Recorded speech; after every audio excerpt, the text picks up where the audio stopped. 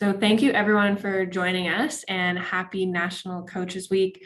We're excited to have two panels throughout National Coaches Week, and our first one is today with three lovely panelists from the Maritimes. Before we introduce our panelists, we'd like to do a land acknowledgement. So on behalf of CSI Atlantic, I would like to acknowledge that we are located in Mi'kma'ki, the traditional territory of the Mi'kmaq peoples. This territory is covered by the treaties of peace and friendship, which Mi'kmaq and Wolastoqiyik peoples first signed with the British Crown in 1725. The treaties did not deal with surrender of lands and resources, but in fact recognized Mi'kmaq and Wolastoqiyik title and established the rules for what was to be an ongoing relationship. We are aware that there may be participants joining from all over Turtle Island and welcome each of you to share where you currently reside in the chat box. We honor Mi'kmaq people who have taken care of this land, and at CSI Atlantic, we show respect for this land and work to make sure we keep taking care of it for all of us. We are all treaty people. And now I would like to introduce each of our panelists. So as mentioned, this session today is a panel of three coaches who attended the Canada Summer Games in Niagara, and they will be sharing some experiences with us from the games and also shedding some light on the perseverance that was required dealing with a postponement of the Canada Games. So first, I would like to introduce Maddie Belding, a native of Sussex, New Brunswick, and a U Sports level basketball coach who is currently entering her sixth season as an assistant coach with the University of Windsor Lancers women's basketball team. Before arriving in Windsor, she served as a graduate assistant with the University of British Columbia Thunderbirds women's basketball team while she completed her Master's of Kinesiology and Coaching Science. In addition to her experience as a U Sports assistant coach, Maddie has also coached at the provincial level in various capacities in New Brunswick, Ontario, and BC. Most recently, Coach Belding was an assistant coach with the Basketball New Brunswick U18 girls team that competed at the Niagara 2022 Canada Games. Additionally, she spent her summer as the head coach of the Port City Fog, a team that participated in the inaugural season of the Maritime Women's Basketball Association. Madeline also holds a bachelor in kinesiology with honors from Acadia University in 2015, where she completed research focused on barriers to women in coaching and how female coach mentorship can contribute to coaching success. This passion has led to her new position with Coach New Brunswick as the Women in Coaching Project Manager. So I'd like to offer Madeline the opportunity to speak for a couple minutes more about herself and her favorite memory from the Canada Summer Games before we introduce our other two panelists. Thank you so much. I don't know what else to say other than that. I think it pretty much summed it up. I'm really pleased to be here. Thank you so much for having me. And I guess, as a first timer to Canada Games, I have to be super honest and just say opening ceremonies were probably my favorite memory. It was incredible. I've never been a part of something of that magnitude. I've been a part of like small opening ceremonies before, but just to be in, the Meridian and just seeing the color blocks around the arena, it was just incredible for me. And it was really, really meaningful to be back with New Brunswick and having that experience at representing my province. So again, thank you so much for having me. I look forward to answering your questions. Awesome, thank you. And no shame in that. The opening ceremonies are always amazing, every game. So that's a great answer. All right, and next up is our Nova Scotia panelists. So Caitlin McIsaac, originally from Bedford, Nova Scotia, has been involved in coaching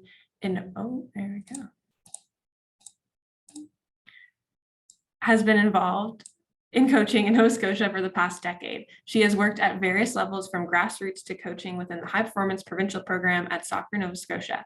Most recently, she was the assistant coach for the Canada Games women's soccer team who won bronze in the 2022 Niagara Summer Games. And that was an amazing game to watch. So I'd love to hear from Caitlin's experience and what your favorite memory was, and feel free to add any other things about your bio. Hi, again, thanks for having us. We're definitely really excited to share our experiences. I think I can speak for all of us here. I think an obvious memory is winning the medal. That game was very cool, but beyond that was being able to see how the players got to bond throughout the week with each other, with other athletes, attend other games. I think the whole experience for them was really cool. Winning the medal was cherry on the top, but their growth throughout the games was probably my favorite memory from the whole tournament, for sure. Awesome. Thank you, Caitlin. Thanks for sharing. And last but not least, we have Mike Connolly. So Mike has been coaching for 35 years and has an extensive resume that includes 7 Canada Games, 1985 for rugby and 1987 for basketball as an athlete. Twice as PEI mission staff, 2019 and 2013. 2009 cycling manager, 2017 road coach, and 2022 for mountain biking and road coach cycling. He has been heavily invested in the NCCP system with training and certification in 7 different sports: hockey, basketball, wrestling, baseball, soccer, cycling, and triathlon. He actively coaches soccer, triathlon, hockey, and cycling. He's involved in coaching school sport at the middle school and high school level for soccer, basketball, and cross-country running. So Mike, I'd love to hear, you've been involved with 7 games. What was the highlight for these games specifically? Well, the highlight for me was the athletes coming together. You know, COVID had a large effect over our program. We were down numbers. So actually the delay actually helped us. We were able to take some younger kids to the games that probably wouldn't have had the chance. We had a 15-year-old as a underage exemption and 2 16-year-olds. So it was a great experience for them. So the highlight's a bit of a funny story. My youngest athlete, he was in contention in the men's mountain bike race in the first race after a rainy afternoon. The course turned to mud, and he was coming through for his first lap into the feed zone. And I was asking what he needed. I said, "What do you need?" He goes, "I need a shoe." So he had lost his mountain bike shoe on the rock garden just prior to the feed zone. So he's coming up with sock foot and stopped in the feed zone. So I just happened to be wearing my cycling shoes. So I ripped one off, stuck it on him, and away he went. It was about 3 sizes too big for him. Anyway, he ended up finishing the race. It was a bit of a joke for the rest of the 2 weeks. He ended up getting the nickname Boots. So that was my highlight of the game, and I was kind of proud of him because he kept going, and he kind of went through the adversity and ended up having a not bad result. That's awesome. That's a so great that would be my highlight. Yeah, that'd be and my definitely highlight. a memory for life, I'm sure, for that athlete and for you. That's awesome. Thanks for sharing. So yeah, thank you for sharing a bit more about the Canada Games experience with us. And now we'll dive into a few more questions. And coaches, as mentioned, we have 3 questions prepared for these coaches. And if you have any more that you'd like to answer, put them in the chat box or wait till the end and we'll allow you to unmute then. So Mike, we'll start off with you. I know you've shed a bit of light on it already, but due to COVID-19, where the Canada Summer Games were postponed by a year, how did you adapt your plan and keep your athletes motivated for another 12 months? So as I said, it was more of a benefit for us to have the delay. We were currently in a gap where we didn't have a lot of athletes that were eligible in that specific age group. We had a lot of younger kids that were just up and coming that were planning to go for 2025 to Newfoundland. So this year delay actually let them go to this current games where they previously wouldn't have been eligible. To keep them motivated, we did a lot of different things. We had offs. We didn't get together as a group, obviously, because of COVID. So there was a lot of online training and just individual training plans. A lot of Swift activity that we did to keep the kids engaged. And as the restrictions got lifted, there was more and more contact. But the carrot for those kids was they got to go to this game. And the motivation was for them to stay in it is that they get to go to the next game in 2025 because of their age, they're eligible. And in some cases, they're eligible for the next 3 games in cycling because of the under 23 age. So it really came down to goal setting with those kids and say, okay, just to keep it realistic, you know, some of them were disappointed on how things were going leading up to this games with results. But then, you know, really trying to keep it in perspective to say you're just trying to get as much experience as you can to go to compete for the next games where you're going to compete at a higher level. So that was really the motivation, and the kids all bought in, and it was nice to see. And we really came together as a team. So yeah, it was great through COVID to actually give those kids a chance where they wouldn't have, and they bought in and made the most of it. Yeah, that's great. Thanks, Mike. And that's awesome that they potentially have a few more Canada game cycles, and goal setting is, yeah, crucial to keep them motivated. So thank you for sharing. And we'll go backwards, I guess. So Madeline, if you'd like to share how you adapted your plan and kept athletes motivated.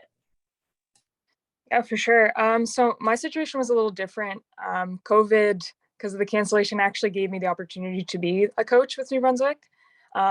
Our youth sports season was up and down and was paused a lot throughout the last 2 years.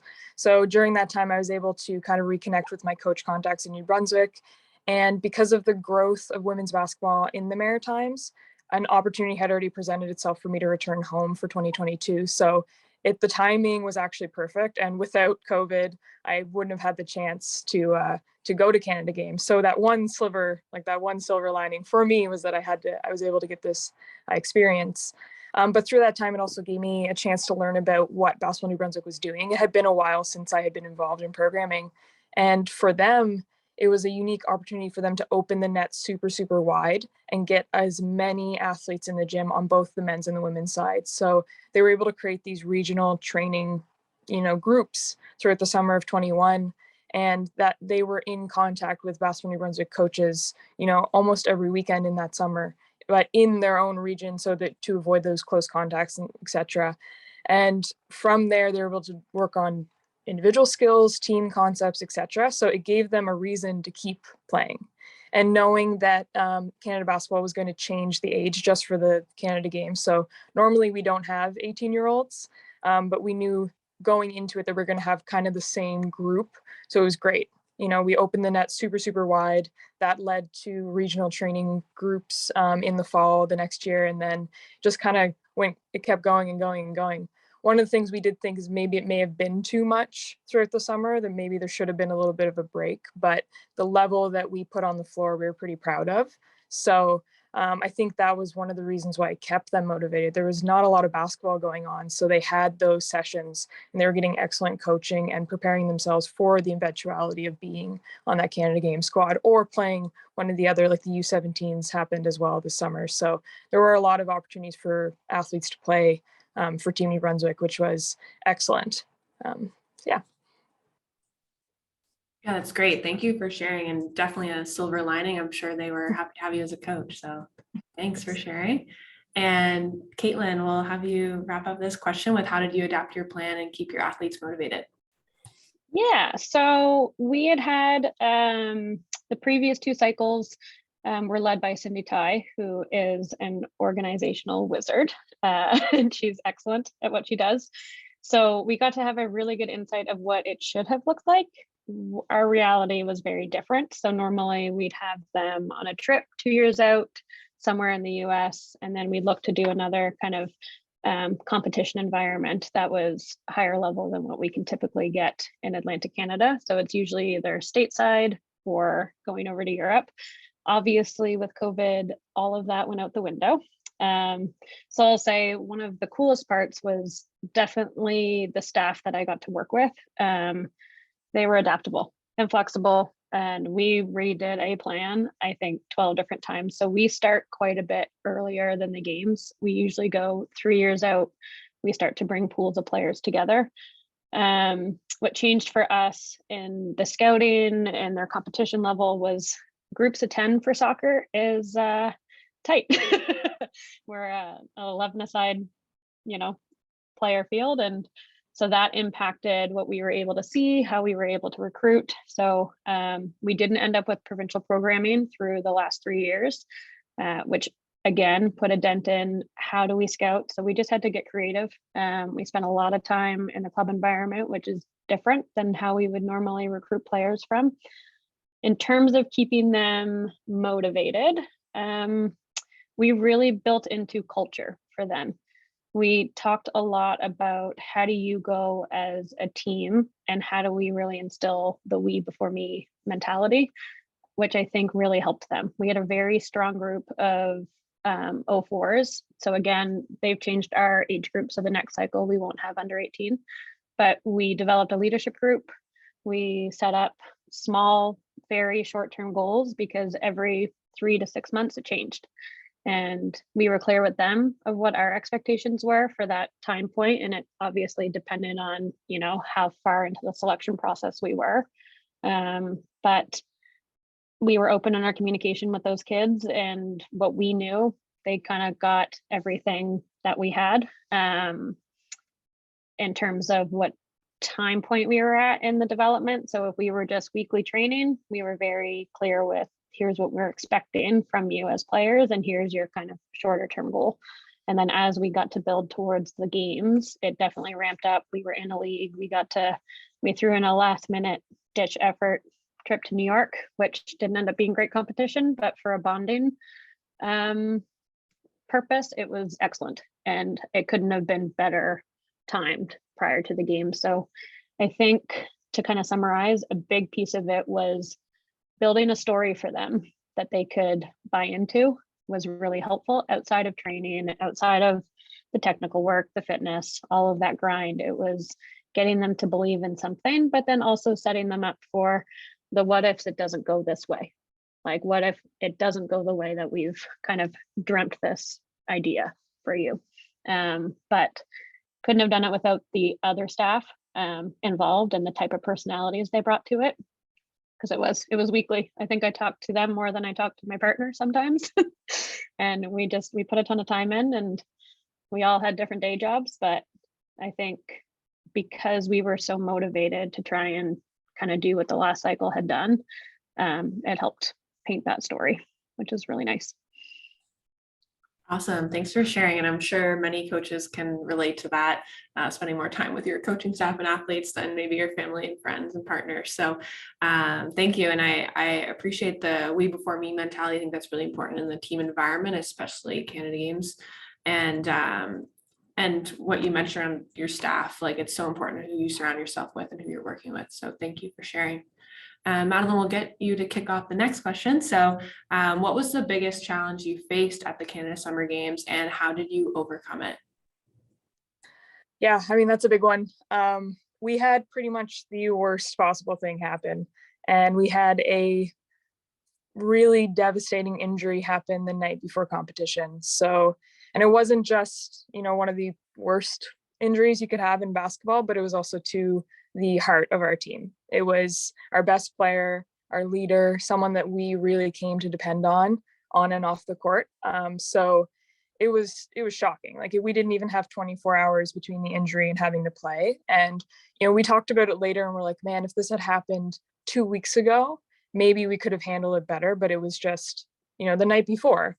And so the big challenge for us was, how do we move on from this, knowing that we're not going to have her? We knew that night we weren't going to have her. And then, how do we also keep the athletes focused on the goal when their friend, teammate, you know, leader is on the bench with us, right? And so much credit goes to the athletes. We had a group of athletes that cared so much for each other. And it may have been a result of the age. You know, we have athletes that are off university and they're in university right now.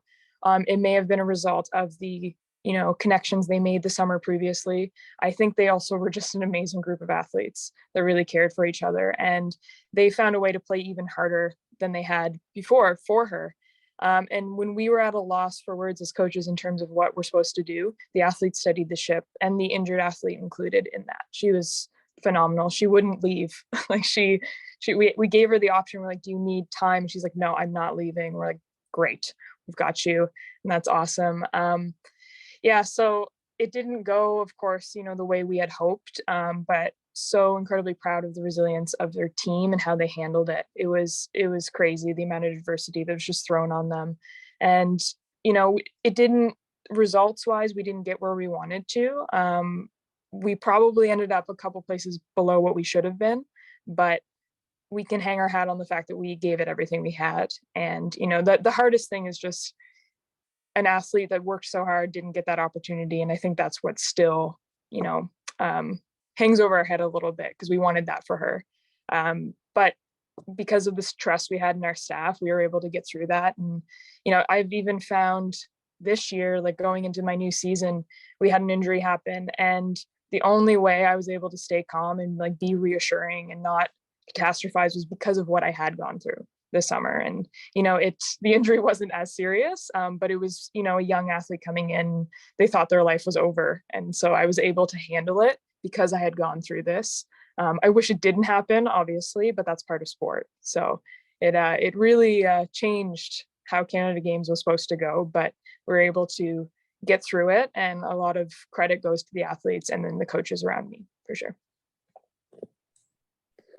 Yeah, that is definitely a tough way to start the games. Thank you for sharing. And I mean, kudos to your staff and to your athletes for providing that environment where they, you know, felt safe, it could be resilient together and push forward. So that's yeah, it's unfortunate turnout in terms of performance, but I think that's a great story and takeaway. So thank you for sharing.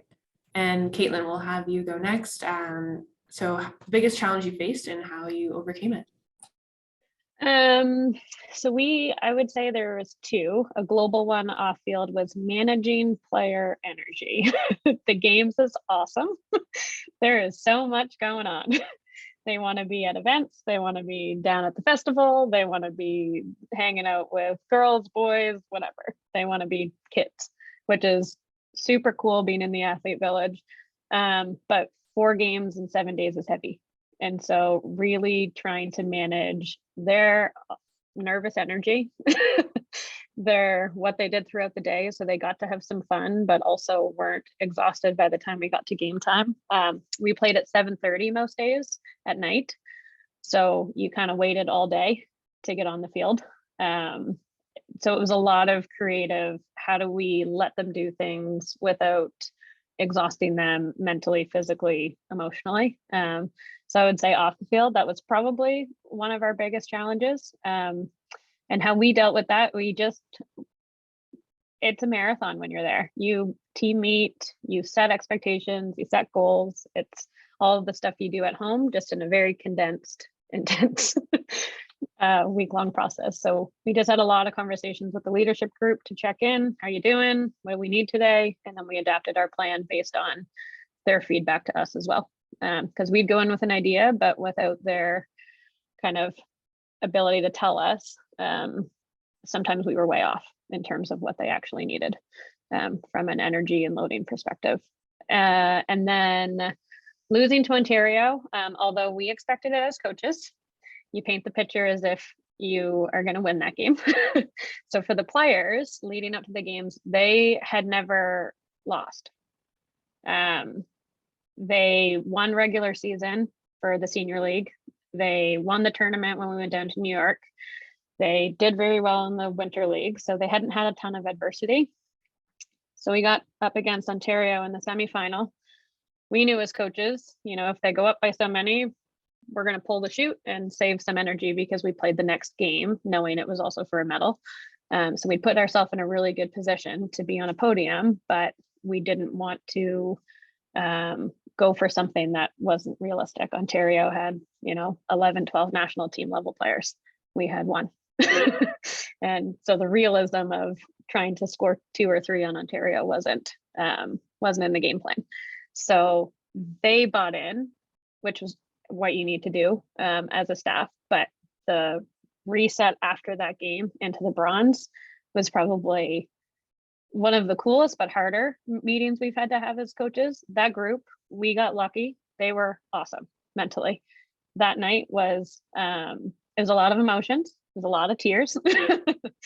And we had our one of our leadership kids have a really hard time stepping out of the fact that we lost. So at 11:30, we sat with her and we talked her through the what ifs. What if we lose tomorrow? We don't get a medal. What if we win tomorrow? We get a medal. And having her process and mentally prepare, because she was a huge integral part of our leadership on the field. She was a 90-minute player. She didn't come off the field the whole tournament. And we had missed it a little bit with her throughout the tournament. It meant so much. And so getting her to turn around and reset was something that, looking back on it, we probably could have helped her with sooner. But we got her, and she was excellent the next day. But that was probably one of our biggest challenges, was when you finally lose in such a big moment for them and their experience, how do you get them back in so that the next day you're ready? So that was probably, from the two moments at Canada Games, was our hardest challenges. Yeah, thank you for sharing. And I think, to your point, like, those regular check-ins are just so important, because you never know where their minds are at. And I think you guys, it sounds like you handled it great. And I mean, you had an awesome outcome. So props to you guys. And Mike, we'll have you wrap up this question. What was the biggest challenge you faced, and how did you overcome it? So I had two as well. I would say managing the expectations of the parents were one of my major challenges. And the other was getting all the equipment up to the games. So I'll start with the management of the parents' expectations. As I alluded to before, we had a number of younger kids. Those younger kids were at the top of their age group in their category. So for instance, they'd be competing them at the under 16, under 17, under 18 level when they would race. However, the Canada Games was age up to age 23. So in some cases it was, boys competing against men. So to compete, so that was the challenge. So the challenge for me was to put those kids in higher age categories where they were not going to be successful. So they raced senior, men's, and women's category A in all the races that they did, to get the experience, to get the distance, to get the speed, and as well as the training. So the parents didn't take that well, because they're saying, well, they're finishing, last, or they're fifth last, or they were results orientated. So when they raced in their category, they would win if they raced under 17, but that would be 2 laps less than what they would need to do. So we had to keep coming back to the parents to say, this is the best for the kids. This is the goals we set for the team. This is the goal, the 3 goals that your individual child set for themselves. And that's the way we're planning our program, and that's the way I'm coaching. So it was hard for the parents to swallow that their son or daughter wasn't on the podium in a higher age category, when they knew they could have been on the podium in their age group. They wanted that child or their child to get a medal. They wanted them to be on the podium first, second, or third. And then there was this false impression that, well, they're no good if they don't. So a lot of things we had to break that down with the parents and keep going back to the parents to say, no, they're on track. They're doing well. They're competing at a decent level. They're going to need this extra training and extra distance. And by the end of the year, they started to do well even in the senior men's and women's categories. So that training served them well when they got to the Canada Games. But it's hard to convey that to the parents when they don't see the success. They're only looking at the races that we do each weekend, and they're not looking at their bigger process. So that was a big challenge for me. And I also, and I reiterate also that you have to have a good team staff. My team staff was excellent. I had a great, fantastic mechanic who could fix anything, and he also had some knowledge in nutrition and coaching, and kind of doubled as my assistant coach. And I had 2 parents that were managers, 1 week 1 and 1 week 2 of the kids that were involved in the team. That was a bit tough, because sometimes emotionally, if something happened to their child, if they crashed, they were emotionally invested. So again, had to manage that very closely, but they were a wonderful team to deal with. So I would reiterate with the Nova Scotia coach for soccer that you have to have a good team, and we worked excellent as a team. So we did manage those parents' expectations as best we could, and try to get them to see the bigger picture. we had parent meetings, and we would discuss and have rehashes and after each race, and we'd call the parents in actually and have them in on some of the meetings, just so they would understand where we're going, what we're doing, so that they would buy into the program. So the other big one for me was equipment. So a lot of these athletes that we took went for both weeks. They went for week 1 for mountain bike and week road for 2. So we're having to get 10 to 12 bikes up there, including the ones that I'm going to use to coach, up to the games. And I don't know if any of the other provinces, well, I know some of the other provinces had the same problem. There's a limited amount of space on the plane, and they're bulky, and you can't take all the equipment up that you want to take to the game. So we ended up renting a U-Haul and driving everything up.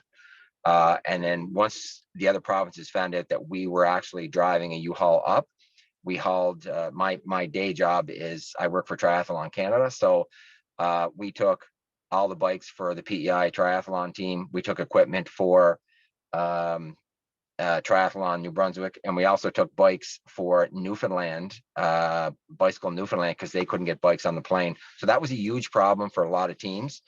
So you don't want to have your equipment getting damaged while you're during flight, and then you have to take them all apart and put them together before and after the flight. So we just rented a U-Haul, strapped them in, and my mechanic drove them up and looked after that for us. So that was a huge challenge for us, was the equipment and having the proper equipment and getting it up there without damage.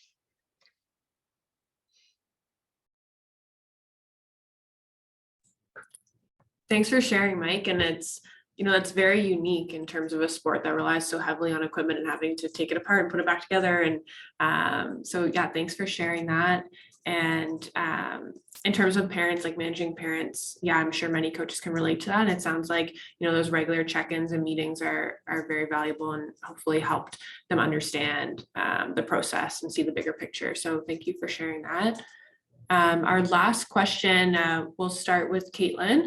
So we'll do a different rotation, but coaches, the participants, if you want to start thinking of other questions that you want to ask, we'll probably open up for questions in about 10 minutes. So our last question is, so Caitlin, we'll start with you. What is one piece of advice you would like to provide to help other coaches best prepare themselves and their athletes for major events such as the Canada Summer Games? Be realistic with how much time preparing for the games takes. It is a bit of a sacrifice as a coach. You're away from your family. For those of you who coach full-time, you get this. For Jared, Danielle, and I, none of us are full-time coaches. We all have different day jobs. So ours was unique in that we had to be very honest and open with each other with what we were willing to give to the program. Luckily, it worked out, because we all are crazy and we were all the way in. But I would say communication within your staff was a huge part of it. We had someone who was really good as the connector of our kids, who got to see more of the emotional, social side of it. We had someone who was excellent at organizing, being on top of timing, schedules, all of that. And then someone who was a little bit better at the energy, motivating, kind of those pieces, and all play a massive role when you're away on one of these weeks, because you need to know when to pull, when to back off, when an idea might not be a good one, even if it's the best intention.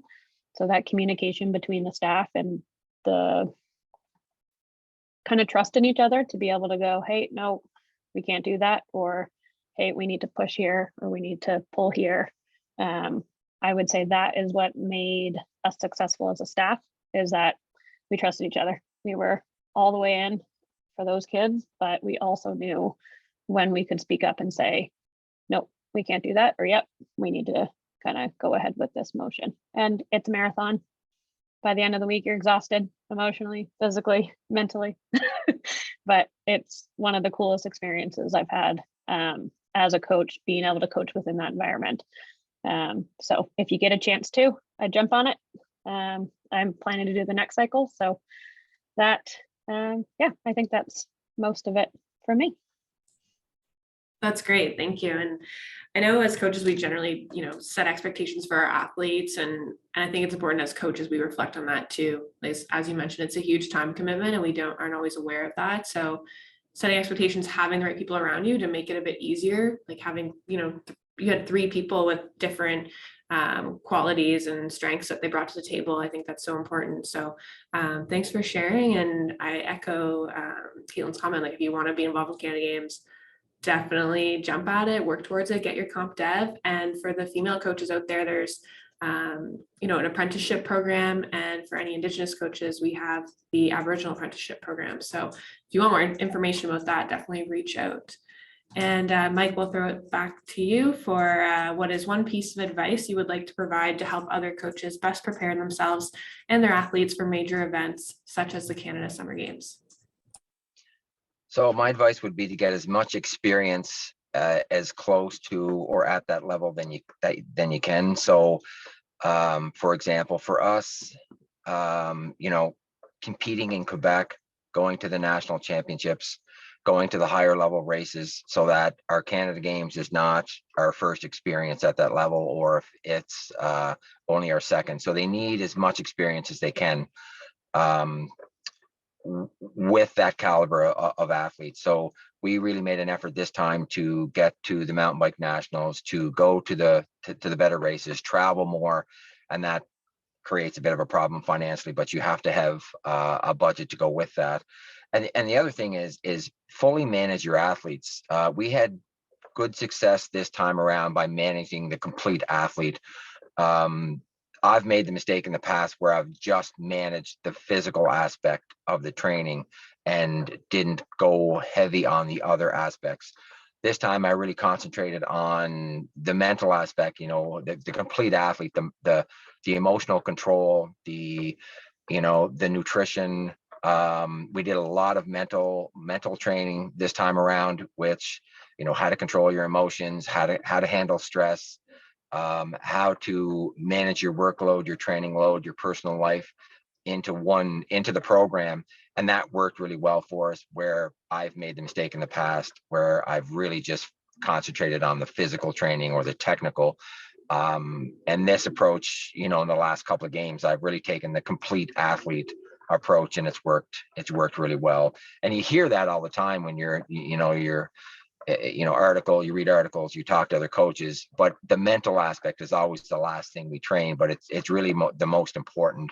And we got a lot of mileage out of our athletes this year, for them just to be in control of their emotions and, have their plans ready. And as one of the other coaches alluded to, have that mental rehearsal in your head when things don't go your way, that it's not the end of the world, and that you would just be able to adjust and move on and keep competing. So that's what I would say, is concentrate on that for coaches coming up.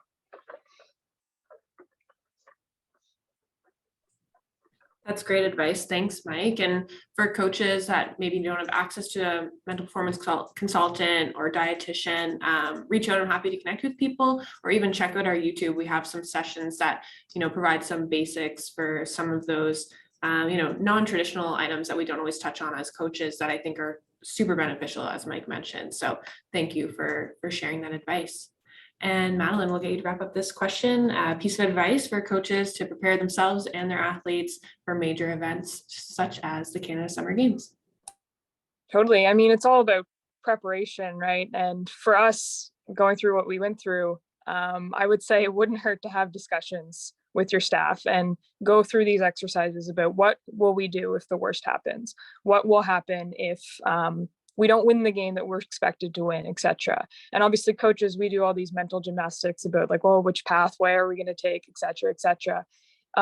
It's an absolute grind. For basketball, we played 6 games in 6 days. Like it's an absolute grind, and things will not go exactly as you expected them. Even if the result is what you wanted and what you expected, there's a million things that are happening within that. And so preparing by having those conversations, you can't shy away from that. Like it's just the reality of it.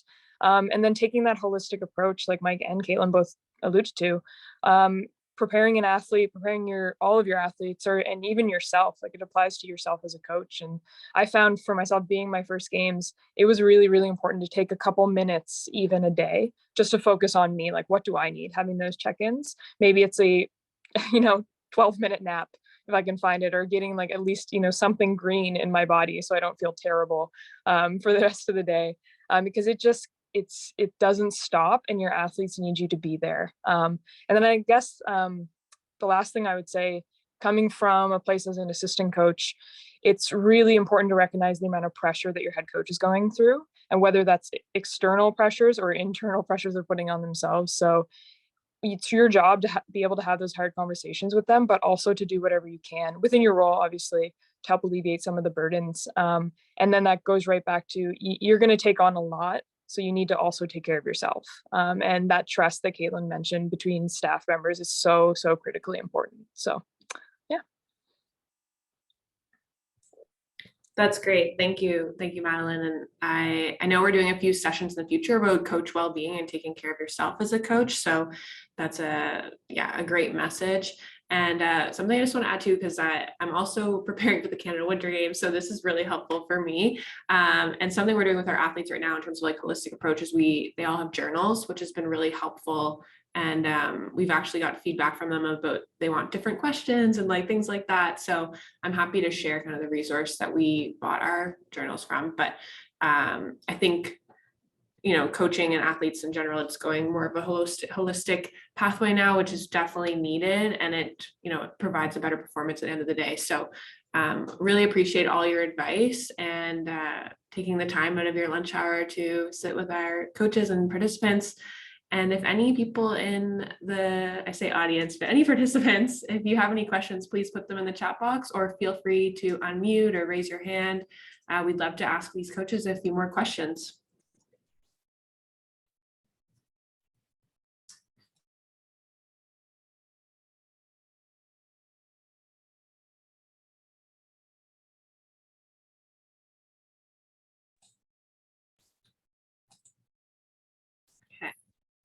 Oh, okay, great. We have one question from Vanessa, so feel free to unmute. Hi everyone, I'm Vanessa. I'm from Judo, Nova Scotia. It's not so much a question, it was just kind of a comment. I really liked how Mike reiterated that, it's so easy to stay focused on the athlete's strength and abilities, and we sometimes forget about the mental and nutrition. So I really like that you threw that out there, just to remind us as we were approaching the Winter Games that it's so important to put everything together as a whole and not just focus on their strength and ability. So thank you for suggesting that again. Thanks, Vanessa.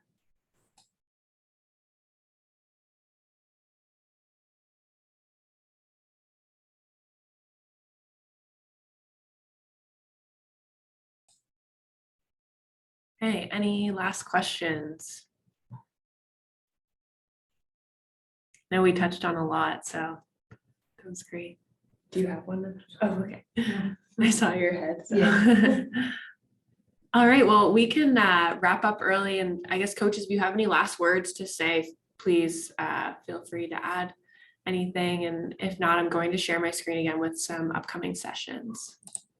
I do have a question for Caitlin, if I can ask it. So I just wondered, Caitlin, your prep, I'm a soccer guy too. So I have comp dev in soccer as well, and have coached soccer primarily for a lot of years. What was your prep going into the Canada Games? Like, what you were just playing in the Nova Scotia League. What was your prep the year of? Anything over and above just playing in the Nova Scotia League? We trained 3 times a week at 7 a.m. and then we played in the women's senior league. So we didn't play within our age group, we played above. Typically we take the kids to like a college showcase and set up a series of games and competition in the spring leading up to the games. We couldn't do that this year, so we took them to a tournament in New York hoping that we'd get good competition. We didn't get good competition, so then we had to fabricate a little bit of in-house. So we played AUS teams, we put together a couple different all-star senior women's teams, we played some boys teams, and just integrated that into the lead up and preparation prior to going away. We had a nutritionist come in and work with them a little bit, mental skills coach, work with them a little bit. We missed the boat on fitness, like getting into CSCA. We were late as a sport entity on getting into that tier to have that support, but that is one area that for the next cycle we should be able to do, is get into the weight room a little bit more, which would be great, and helps with the loading over the week. But that is primarily how it was modified. It's not as heavy as we had years before, and actually reflecting on it from an injury perspective, it helped because those kids were all still in club. We didn't take them out until July fully from their club environments. So we were trying to do a hybrid of letting clubs develop post-pandemic while also giving them enough of a high performance environment leading up to the games. So again, it's a bit of a circus and chaos, but it worked out for us, which was really nice. So was it a benefit to leave them in at their club level? Because we're going through that here on PEI, where we've done different things, and the model we have now, we could probably adopt something you did. So leaving them in the club system, that did benefit. I think so. I mean, we are strong believers in the way that soccer works here in Nova Scotia. Is everybody's very close as a coaching staff. We know everybody who was coaching them within the club environment. So most of the environments they came out of were the coaching was excellent. So we didn't really have to worry about that. And then the ones that didn't end up playing in their club environment, they play with boys, or they were either in our high performance programming that was still going on in the background in the Rex environment. So we were lucky that we didn't really have to worry about their club environment because it was well organized and well coached for the most part for all of our kids. So I would say it benefited because socially and emotionally for them, being with their buddies after so much of a lockdown, I think was actually really helpful for them. And we had to play into that quite a bit because they had so much taken away from them. So we really did a lot of balance of what is best for them and their mental performance at this point. And if you take more away, does that actually benefit them? I don't know if we'd leave them in as long the next cycle. Every year I think is different. Depends on who's coaching in those environments and what programming they'd have. So I hope that helps. Well, no, I just want to congratulate you too. I'm very happy that an Atlantic team won a medal in soccer. It was excellent to see. And I also want to give a shout out to John Burgess, who won the bronze medal in mountain biking team relay. Thank you very much. Appreciate that. Great. Thank you, Mike. And thank you, Caitlin, Madeline, and all the participants for joining us for this lunch hour panel. I am going to share my screen to talk about what's up next for National Coaches Week. Just bear with me as I navigate 3 different screens. So here we go. All right. So up next, we have another panel tomorrow evening. So Mike will be returning, and we'll have 3 other panels. We'll have one from Newfoundland, Nova Scotia, and New Brunswick, in addition to Mike from PEI. And then next week, we're actually starting a coaching mature athletes session.